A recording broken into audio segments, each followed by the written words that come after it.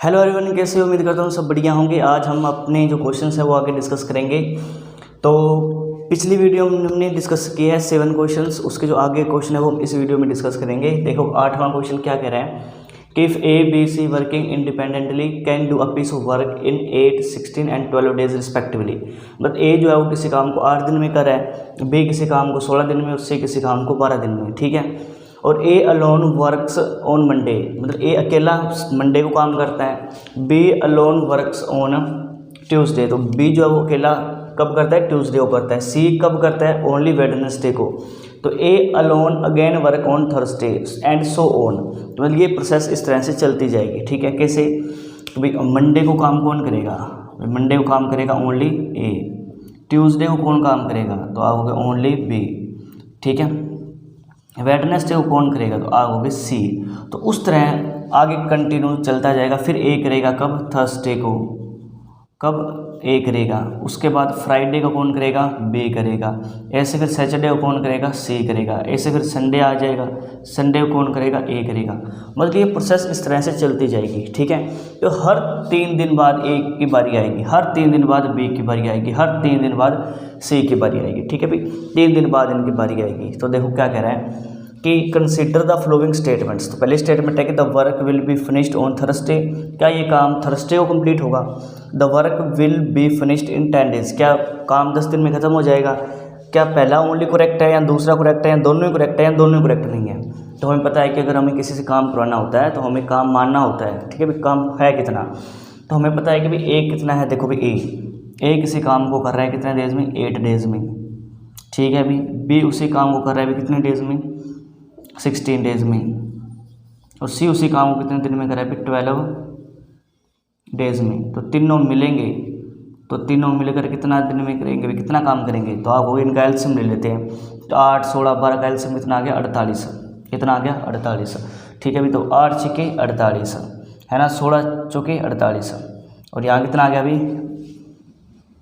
16 3 48 और यहाँ क्या? 12 चौके 48, ठीक है भाई। और 8 दिन में 48 काम कर रहा है तो एक दिन में कितना करेगा? 6। 16 दिन में 48 काम कर रहा है, एक दिन में कितना करेगा? 3। 12 दिन में 48 काम कर रहा है, एक दिन में क्या करेगा? 4। तो मतलब कि ए जो है वो एक दिन में कितना करेगा? 6 काम, 6 यूनिट काम करेगा, ठीक है भाई। जो बी है वो एक दिन में कितना करेगा भाई? 3 यूनिट। कितना? 3 यूनिट। और सी है वो एक दिन में कितना करेगा भाई? 4 यूनिट। अगर तीनों मिल जाए तो कितना काम करेंगे? तो 4 4 10 और 3 13 यूनिट काम करेंगे भाई। एक दिन में नहीं करेंगे, ये अकेला मंडे को करेगा 6, अगले ट्यूसडे को कौन करेगा? बी 3 यूनिट, वेडनेसडे को कौन करेगा? सी 4 यूनिट।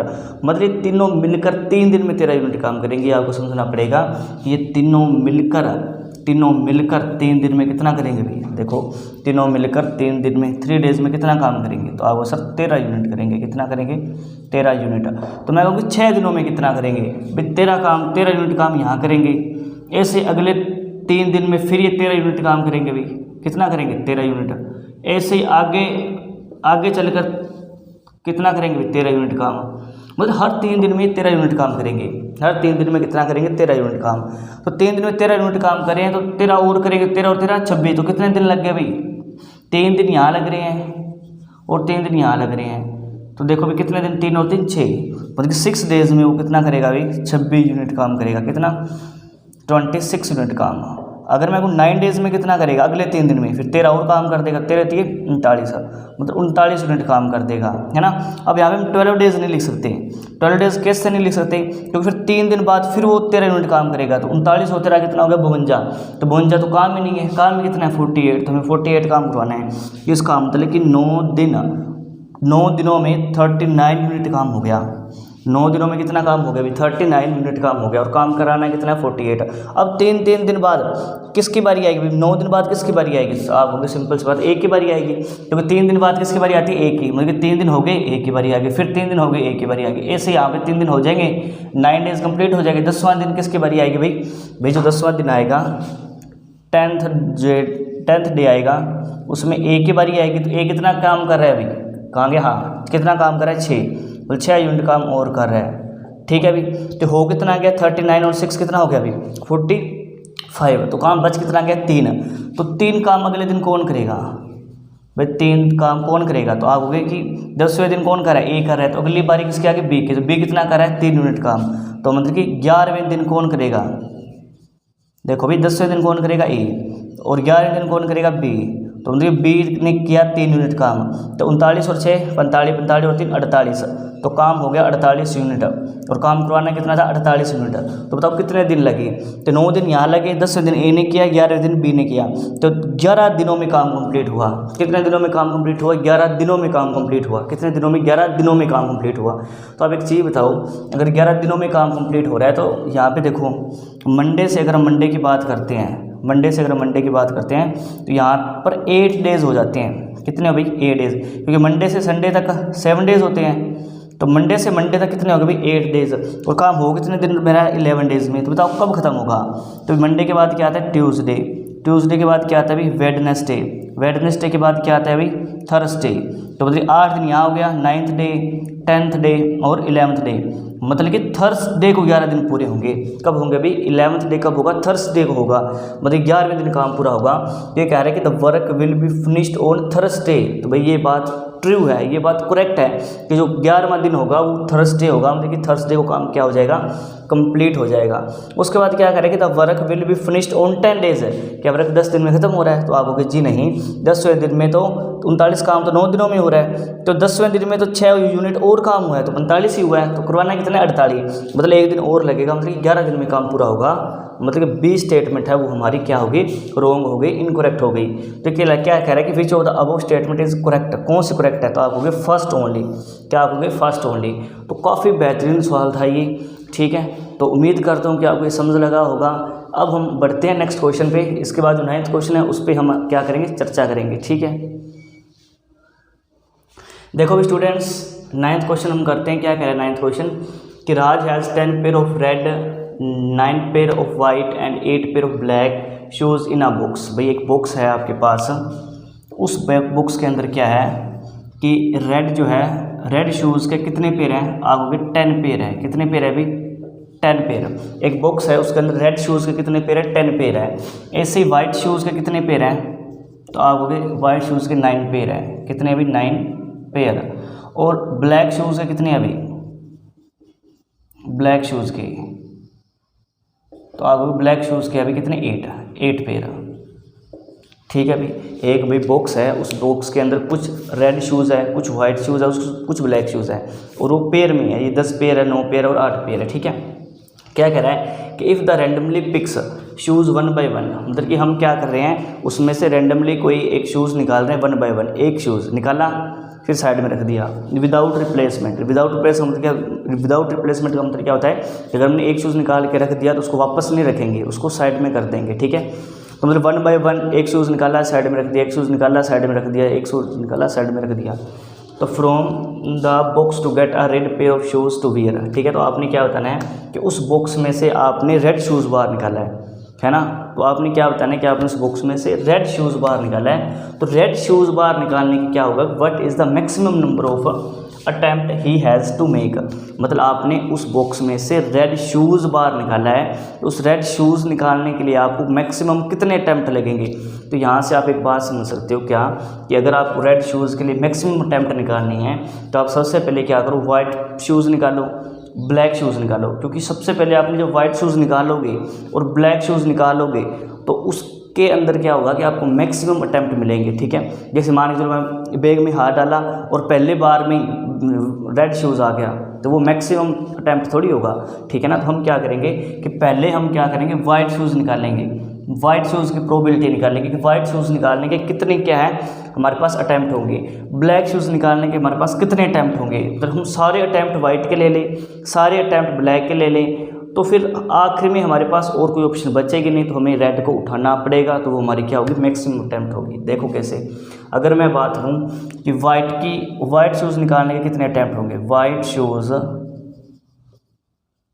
मैक्सिमम अटैम्प्ट, भाई वाइट शूज़ निकालने के कितने अटैम्प्ट होंगे, तो आपको 9 पेयर है। तो आपको पता है कि पेयर में 2 शूज़ होते हैं, तो 9 पेयर में कितने शूज़ होंगे, तो 9 दूनी 18 शूज़ होंगे। कितने होंगे भाई 18 शूज़। अगर मैं बात करूँ ब्लैक शूज़ की, अगर मैं बात करूँ ब्लैक शूज़ की, उसके मैक्सिमम अटैम्प्ट कितने होंगे, आप होगा जी देखो कितने शूज पेयर है, 8 पेयर है और हर एक में 2-2 शूज़ होते हैं, तो 8 दूनी 16, मतलब 16 शूज़ होंगे। तो आप पेयर थोड़ी उठा रहे हो, आप उस बॉक्स में से पेयर थोड़ी उठा रहे हो, आप तो 1 बाय 1 शूज़ उठा रहे हो। तो मतलब कि आपको वाइट शूज़ निकालने के लिए आपको 18 अटैम्प्ट लगेंगे कि आपने एक शूज़ निकाला रख दिया, एक शूज़ निकाला रख दिया, मतलब 18 बार करोगे तब आपको सिर्फ क्या मिलेंगे, सिर्फ वाइट शूज़ मिलेंगे। तो मतलब कि वाइट शूज़ के मैक्सिमम अटैम्प्ट कितने होंगे, 18, ठीक है। ऐसे ही फिर आप क्या करोगे, ब्लैक शूज़ निकालोगे, भी एक निकाला ब्लैक रख दिया, एक निकाला ब्लैक रख दिया, तो ऐसे कितने अटैम्प्ट लगेंगे, 16 अटैम्प्ट लगेंगे। तो इन दोनों का भी टोटल कर दो कि मैक्सिमम कितने अटैम्प्ट होगी। तो आप हो गए देखो भी 8 और 6 कितना होता है, 14, एक कैरी, 1 2 1 3, तो मतलब 34 अटैम्प्ट लगे आपको, कितने, 34 अटैम्प्ट लगे आपको ये दोनों निकालने के लिए, वाइट और ब्लैक। तो अब आप बताओ कि जो 35वां अटैम्प्ट होगा उसमें क्या हुआ। तो बेसिकली बात है कि रेडी होना है ना, क्योंकि तो मैक्सिमम अटैम्प्ट ले लिए, तो 35th अटैम्प्ट होगा, 35 अटैम्प्ट होगा, उसमें आपको क्या मिलेगा, रेड मिलेगा। क्या मिलेगा भाई, रेड शूज़ मिलेगा, ठीक है। तो ये मैक्सिमम अटैम्प्ट होगा आपका, क्या होगा, मैक्सिमम अटैम्प्ट होगा। तो इसमें जो आंसर आ जाएगा 36 आएगा भाई, 36, 8 दूनी 16, 9 दूनी 18, इनका जोड़ करो कितना आ गया, 18 और 16, 14, 1 2 3, 34, सही तो है। अच्छा ठीक है, पेयर ऑफ शूज़, तो पेयर में कितने शूज़ होते हैं अभी, 2, तो मतलब 35 में पेयर थोड़ी बनेगा, तो 35 में तो आपको एक शूज़ मिलेगा। फिर आप जाओगे 36th अटैम्प्ट पे, कहाँ पे जाओगे भाई, 36th अटैम्प्ट पे, तो वहाँ पे आपको एक रेड शूज़ और मिलेगा। तो यहाँ से आपको क्या हुआ कि आपको एक रेड शूज़ का क्या मिल गया, पेयर मिल गया। भाई यहाँ पे लिखा हुआ है ना कि the box to get a red pair of shoes to wear, मतलब कि पेयर चाहिए आपको, एक शूज़ नहीं चाहिए। तो मतलब कि 35 में एक शूज़ मिलेगा, 36 में एक शूज़ मिलेगा, तो मतलब कि 36 अटैम्प्ट में आपको क्या होगा कि रेड शूज़ का पेयर मिल जाएगा। आपको क्या मिल जाएगा भाई, 36 अटैम्प्ट में रेड शूज़ का पेयर मिल जाएगा। तो इसका जो बी ऑप्शन है वो राइट हो जाएगा, ठीक है ना। काफ़ी बढ़िया क्वेश्चन आए हैं यूपीएससी में, काफ़ी बढ़िया क्वेश्चन आए हैं, ठीक है। तो इसको नोट करो, ठीक है। तो उम्मीद करता हूँ कि ये क्वेश्चन आपको क्लियर हो गया होगा, ठीक है। अब हम बढ़ते हैं नेक्स्ट क्वेश्चन पे। देखो भी स्टूडेंट्स, अब हम कंटिन्यू करते हैं नेक्स्ट क्वेश्चन। 10वां क्वेश्चन है, क्या कह रहा है कि in how many ways can a batsman scoring exactly 25 runs by scoring single runs, fours and sixes only irrespective of the sequence of scoring shots. वो कह रहा है कि इन हाउ मैनी वेज, कि कितने तरीके होंगे कि एक बैट्समैन एग्जैक्टली 25 रन बनाए, ठीक है। अभी ये कह रहा है कि ऐसे कितने वे होंगे जिससे बैट्समैन एग्जैक्टली कितने रन बनाए, 25 रन बनाए। और वो बनाने किस तरह से, अभी सिंगल रन एक रन दौड़ के बनाए, या फोर मतलब कि चौका लगा के बनाए, सिक्सेस मतलब कि 6 में छक्का लगा के बनाए ओनली, ठीक है। तो इररिस्पेक्टिव ऑफ द सीक्वेंस, मतलब ये सीक्वेंस मैटर नहीं करता कि पहले वो छक्का लगाएगा पहले चौका लगाएगा, कोई सीक्वेंस मैटर नहीं करेगा, है ना। हमें टोटल वे बतानी है बस, ठीक है ना, ऑफ स्कोरिंग शॉट्स। तो हम क्या करते हैं, इसको अलग अलग हिस्सों में बांट लेते हैं। जैसे सबसे पहले मैं कहूँ कि हम ओनली सिंगल करवाएंगे उनसे, ओनली सिंगल्स, ठीक है भाई, ओनली सिंगल्स। उसके बाद हम क्या करेंगे भाई, उसके बाद हम ओनली 4 लगवाएंगे, ओनली 4, और प्लस में क्या कर देंगे भाई, प्लस में दरवा देंगे सिंगल है, जो कुछ बचेगा कमी पेशी रहेगी तो सिंगल दरवा देंगे, ठीक है। तीसरे कंडीशन में क्या करेंगे, हम ओनली 6 दरवाएंगे और साथ में सिंगल करवा देंगे, ठीक है भाई। अगली कंडीशन में हम क्या करेंगे भाई, 4 भी काउंट कर लेंगे और 6 भी काउंट कर लेंगे, ठीक है, और साथ में सिंगल भी काउंट कर लेंगे, ठीक है भाई। इस तरह से मतलब इतने भागों में हम इनको बांटेंगे, तो ताकि आपको जो है वो ईजिली हो जाए निकालना। तो अगर मैं बात करूँ ओनली 6, तो ओनली सिंगल्स तो आप बताए एक रन लेगा, एक ऐसे करते करते एक रन लेगा, तो वो कितने बना देगा, 25 रन बना देगा। तो ये कितने हो गए, ये एक अटैम्प्ट हो गया, ये कितने अटैम्प्ट हो गए, एक। तो एक रन बनाएगा तो ऐसे थोड़ी 25 अटैम्प्ट हो गई, है ना। एक रन बनाएगा मतलब एक अटैम्प्ट हो गया। अब आ जाओ ओनली 4 पे और सिंगल पे। अगर वो एक चौका लगाता है भाई, कितने, एक चौका लगाता है, तो सिंगल कितने लेगा, तो 21, क्योंकि हमें टोटल रन बनाने कितने हैं, तो अब सर 25 रन बनाने हैं, कितने, 25 रन। तो अगर वो एक चौका लगाता है तो सिंगल कितने लगाने पड़ेंगे, 21। अगर वो 2 चौके लगाता है, कितने भाई, 2 चौके मतलब 8 रन बनाता है, तो उसको सिंगल कितने लेने पड़ेंगे, आप हो गए 17, कितने भाई 17, कितने भी 17, ठीक है। अगर मैं कहूँगा अगर वो 3 चौके लगाता है तो 3 चौके मतलब 12 रन बना दिए। अगर वो 3 चौके लगाता है तो उसको कितने रन बनाने पड़ेंगे, सिंगल कितने लेने पड़ेंगे, 13, ठीक है अभी। अगर वो 4 चौके लगाता है, 4 चौके 16, तो 16 रन उसने 4 चौके से बना दिए, है ना। 4 चौके लगाता है तो उसको कितने रन बनाने पड़ेंगे, तो आप हो गए 9।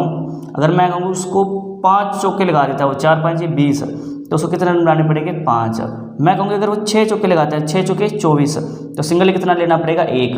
तो भाई ये देखो यहाँ पे वो एक चौका लगा रहा है, यहाँ वो 2 चौके लगा रहे हैं, यहाँ 3 चौके लगा रहे हैं, यहाँ 4 चौके, यहाँ 5 चौके, यहाँ 6 चौके। और अगर 1 चौका लगाता है तो 21 सिंगल लेगा, 2 चौके लगाएगा तो 17 सिंगल लेगा। तो इस तरह से कितने अटैम्प्ट बन गए, तो 1 2 3 4 5 6, मतलब यहाँ पे टोटल कितने अटैम्प्ट बन गए, 6 अटैम्प्ट बन गए। कितने बन गए, 6 अटैम्प्ट। अब आ जाओ यहाँ पे, अगर वो एक सिंगल लेता है तो कितने सिंगल लेगा भाई, सॉरी 1 6 लगाता है तो कितने सिंगल लेगा वो, 19, कितने 19 सिंगल लेगा, ठीक है। अगर वो 2 6 लगाता है, 6 दूनी 12, तो कितने सिंगल लेगा भाई, 13। अगर वो 3 6 लगाता है तो कितना भाई 18, तो सिंगल कितने लेगा, 7, कितने भी 7। अगर वो 4 छक्के लगाता है तो 6 चौके 24, सिंगल कितना लेगा भाई, 1, ठीक है अभी। तो ये कितने अटैम्प्ट हो गए, 1 2 3 4, यहाँ हो गए 4 अटैम्प्ट, ठीक है अभी। कितने अटैम्प्ट हो गए, 4। अब यहाँ देखो, अब हम यहाँ पे क्या करते हैं, एक कंडीशन ऐसी रखती है कि 4 चलाते जाएं और 6 को क्या करते हैं, फिक्स। 6 को क्या करते हैं, फिक्स। जैसे मैं वो 1 चौका लगाया है तो 4 रन हो गए, और 1 छक्का लगाया है, और फिर 6 और 4 10, सिंगल कितना लेगा, 15। भाई 1 चौका लगवा दिया, 1 छक्का लगवा दिया, बाकी क्या करवा दिया, सिंगल। उसके बाद हम क्या करेंगे कि 2 चौके लगवा देते हैं, तो 4 दूनी 8, 2 चौके लगवा दिए, उस छक्के को फिक्स ही कर दें, है ना। तो 2 चौके लगवा दिए, 1 छक्का लगा दिया, तो 8 और 6 कितना हो गया, 14। कितना हो गया भाई, 14। तो पीछे बच कितना गया, आप हो गई 11। कितना बच गया भाई, 11। उसके बाद क्या करते हैं भाई, 3 चौके लगवा देते हैं, 4 3 12, छक्के को कर देते हैं फिक्स, ठीक है। तो 12 और 6 कितना हो गया भाई, 18। तो पीछे कितना रह गया, 7। इसी तरह से मैं 4 चौके लगवाते हैं, तो 4 चौके 16, 4 चौके 16, 1 छक्का लगवा दो तो कितना हो गया, 16 और 4 22, सिंगल कितना आएगा, 22 और 3 25। क्लियर है अभी। उसके बाद क्या ऐसा हो जाएगा कि भाई 5 चौके लगवा दे, 4 5 20, तो फिर तो छक्का लगाएगा ही नहीं वो, ठीक है अभी। इस तरह से देखो भी स्टूडेंट्स, अगर हम ऐसे करें कि 4 6 और सिंगल है, और यहाँ पे हम क्या करते हैं 4 + 6 + सिंगल, तो इस बार हम क्या कर देते हैं, 4 को फिक्स कर देते हैं, है ना, और 6 को कंटिन्यू करते हैं। तो यहाँ पे 4 1 104 हो गया, 1 6 हो गया, तो यहाँ क्या करते हैं कि यहाँ पे 4 को फिक्स कर देते हैं। भाई 1 ही 4 है और 6 कितने हैं, 2, तो 6 दूनी 12, तो 12 और 4 16, फिर कितना बच गया अभी, आप हो गए 9। कितना बच गया, 9, ठीक है। उसके बाद क्या होता है अभी, 4 को फिक्स ही कर दें, और 6 कितने लगवा दें, 3, तो 6 3 18, तो 18 और 4 कितना हो गया, 22। तो भाई सिंगल कितना लेगा, 3। क्लियर है भाई। अब 4 6 लगवा नहीं सकते, 6 3 18, 6 24 लगवा नहीं सकते, फिर चौका नहीं लगाएगा वो, है ना। फिर तो ये कंडीशन बन जाएगी, फिर ये वाली 6 3 18 और 7, है ना। तो इस तरह से अब हम क्या कर सकते हैं अभी, और ऐसे कर सकते हैं कि दोनों को चेंज कर दें, दोनों को फिक्स ना रखें, 4 को भी चेंज कर दें, 6 को भी, क्योंकि 2 ही चौके लगवा दें और 2 ही क्या लगवा दें, छक्के। तो 2 चौके में 8 रन बना दिए, 2 छक्के में 12, तो 12 और 8 20, ठीक है भाई। 12 और 8 20, तो सिंगल कितना लेगा अभी, 5। क्लियर है इतनी बात। उसके बाद क्या करते हैं कि 3 चौके लगवा दें और 2 छक्के पड़े रहने दें, ठीक है भाई। 4 3 12 और छक्के 2 ही पड़े रहने दें, तो 12 और 12 24, सिंगल कितना लेगा, 1, ठीक है। तो उसके बाद कोई पेयर बनेगा, अगर आप 3 छक्के लगवाते हो तो फिर तो ये कंडीशन बन जाएगी, है ना, फिर तो चौका लगाएगा ही नहीं वो, है ना, हाँ कि ना। या फिर ऐसी कंडीशन बन जाएगी, अगर वो 3 छक्के लगवा दें तो 6 3 18, 6 3 18 और 1 चौका। अगर ऐसे कह दें कि 3 छक्के लगाता है वो, 3 छक्के 18, ठीक है, और 1 चौका लगाता है, तो ये तो कंडीशन बन नहीं गई फिर, है ना। तो इसके अलावा कोई और कंडीशन नहीं बनेगी, मतलब इतने ही कंडीशन बनेगी, इतने ही वे बनेंगे जब वो 25। पहले में क्या, ओनली सिंगल, दूसरे में ओनली 4 और सिंगल, ओनली 6 और सिंगल। 4 को फिक्स, मतलब कि 4 को चलाते गए, 6 को फिक्स कर दिया। ऐसे यहाँ पे थोड़ी देर 4 को फिक्स कर दिया, 6 को चलाते गए, और फिर दोनों को ही चेंज कर दिया यहाँ पे कि 4 में भी चेंजिंग आ गई, 6 में भी चेंजिंग आ गई, 4 में भी चेंजिंग आ गई, 6 में भी चेंजिंग आ गई, ठीक है। अभी तो कितने अटैम्प्ट बन गए, एक यहाँ पे 6 4 1 2 3 4 अटैम्प्ट यहाँ पे बन गए। यहाँ पे कितने बन गए, 2 और 2 4। तो देखो भी टोटल कितने अटैम्प्ट बन गए, तो आपको 6 और 4 10, 10 और 4 14, 14 और 1 18 और 1 19, तो इनके टोटल 19 वे बन रहे हैं। कितने बन रहे हैं अभी? 19 वे बन रहे हैं टोटल। जब आप 25 रन्स बनाते हो किसकी हेल्प से भी? 1 की, 4 की और 6 की, इनकी हेल्प से अगर आप 25 रन्स बनाते हो तो आपको कितने वे लगेंगे भाई? 19 वे। कितने? 19 तो वे। तो ये बहुत ही बेहतरीन क्वेश्चन था। उम्मीद करता हूँ कि आपको क्लियर हो गया होगा। बढ़ते हैं नेक्स्ट क्वेश्चन पे। देखो भी स्टूडेंट्स, बहुत ही इजी क्वेश्चन है, बहुत ही आसान क्वेश्चन है। रिमाइंडर थ्योरम का क्वेश्चन है कि व्हाट इज रिमाइंडर ऑफ 2 की पावर 192 इज डिवाइडेड बाय 6। ये कह रहा है कि अगर हम 2 की पावर 192 को 6 से भाग करते तो बताओ रिमाइंडर क्या आएगा। तो हमें पता है, एक हमें आइडेंटिटी पता होती है क्या, अगर 4 की पावर n है, n कुछ भी है, चाहे ओड है चाहे इवन है, ये मैटर नहीं करता। ठीक है भाई, 4 की पावर कुछ भी है, चाहे अगर आप उसको 6 से भाग दे रहे हो तो हर हाल में रिमाइंडर क्या आता है? हर हाल में रिमाइंडर क्या आता है भाई? 4। अगर 4 की पावर n को जब आप 6 से भाग करते हो तो हर हाल में रिमाइंडर क्या आता है? 4 आता है। तो यहाँ पे देखो भी, यहाँ पे हम 4 बना सकते हैं कैसे? इसको मैं लिख सकता हूँ 2 की पावर 2 और इसको क्या लिखो भाई? 2 ने 18, 2 6 12, तो 2 की पावर 96। तो बताओ पावर की पावर क्या होती है? गुणा। तो 96 गुणा कितना होता है? 192। और 2 की पावर 2 कितना होता है भाई? 4। तो 4 की पावर 96 है और इसको भाग करें 6 से, तो हमने बताया कि 4 की पावर कितनी भी है, अगर हम 6 से भाग करते हैं तो हर हाल में जो रिमाइंडर है तो कितना आता है? 4 ही आता है। तो इतना आसान क्वेश्चन था ये, तो इसका डी ऑप्शन राइट हो जाएगा। रिमाइंडर कितना आ गया? 4। ठीक है, तो उम्मीद करता हूँ क्वेश्चन क्लियर हो गया होगा। बढ़ते हैं नेक्स्ट क्वेश्चन पे। देखो भी स्टूडेंट्स, ये हमारा क्वेश्चन है, रिमाइंडर थ्योरम का ही क्वेश्चन है। ठीक है, 12वां क्वेश्चन है कि what is the remainder when this is divided by this. कि अगर ये कह रहा है कि अगर हम 85 गुणा 87 गुणा 89 गुणा 91 गुणा 95 गुणा 96 इसको हम डिवाइड करें 100 से, तो मैं ये बताऊँ रिमाइंडर कितना आएगा। अगर हम इसको 100 से डिवाइड करें तो रिमाइंडर क्या आएगा? तो आपको पता है कि भाई, हमें पता है कि अगर इसके फैक्टर, इसका फैक्टर ऐसे फैक्टर निकालो जो को प्राइम हो, जिसमें कुछ कॉमन आई। तो आपको देखो सर, इसको हम लिख सकते हैं 25 चौके 100, इसमें कुछ कॉमन नहीं आ रही, को प्राइम है। तो अगर इसके फैक्टर ने इसको डिवाइड कर दिया, दैट मीन्स ये 100 इसको डिवाइड कर देगा। तो आपको पता है 25 को क्या लिख सकते हैं हम? 5 गुणा 5, तो 5 गुणा 5 गुणा 4, तो ये 5 जो है वो इसको डिवाइड कर देगा भाई। 85 लास्ट में 5 आ रहा है, ये 5 जो है ये 95 को डिवाइड कर देगा। ठीक है भाई, और ये 4 है, ये 96 को डिवाइड कर देगा। ठीक है, इसका अर्थ ये हुआ कि 100 के जो फैक्टर थे 5 गुणा 5 गुणा 4, तो इसने क्या है कि 85 95 और 96 को, मतलब इनके अंदर 100 के फैक्टर छुपे हुए हैं। इसका मतलब 100 इनके अंदर छुपा हुआ है कहीं ना कहीं, तो मतलब कि 100 इनको पूरा क्या कर देगा? एग्जैक्ट डिवाइड कर देगा। तो आपका जो रिमाइंडर आएगा वो क्या आएगा भाई? 0 आएगा। ठीक है भाई, तो उम्मीद करते हैं क्वेश्चन समझ लगा होगा। काफ़ी आसान क्वेश्चन है कि 100 को हमने फैक्टराइज कर लिया 5 गुणा 5 गुणा 4, तो ये 5 इसको डिवाइड कर देगा, ये 5 इसको डिवाइड कर देगा, और 4 96 को डिवाइड कर देगा। इसका अर्थ ये हुआ कि 100 के फैक्टर ने डिवाइड कर दिया, दैट मीन्स 100 भी इस पूरे नंबर को डिवाइड कर देगा। तो जब इस 100 इसको कंप्लीट डिवाइड कर देगा तो रिमाइंडर क्या आ जाएगा? 0 आ जाएगा। ठीक है, तो आज की क्लास में हम इतने ही क्वेश्चन रखते हैं। ठीक है, 12 क्वेश्चन। तो हम जो अगली वीडियो जल्दी ही लेके आएंगे। ये वीडियो थोड़ी लेट हो गई, कोई काम वगैरह पड़ गया बीच में। ठीक है, तो अगली वीडियो जो है वो आपको जल्दी ही मिलेगी। ठीक है, कोई उसमें लेट नहीं होगा। ठीक है, तो मिलते हैं एक नए वीडियो में एक नए एनर्जी के साथ, और बाकी के क्वेश्चंस भी हम बहुत बेहतरीन तरीके से करेंगे। तो उम्मीद करता हूँ कि आपको क्वेश्चन समझ लग रहे होंगे। ठीक है, मिलते हैं नए वीडियो में। Thank you.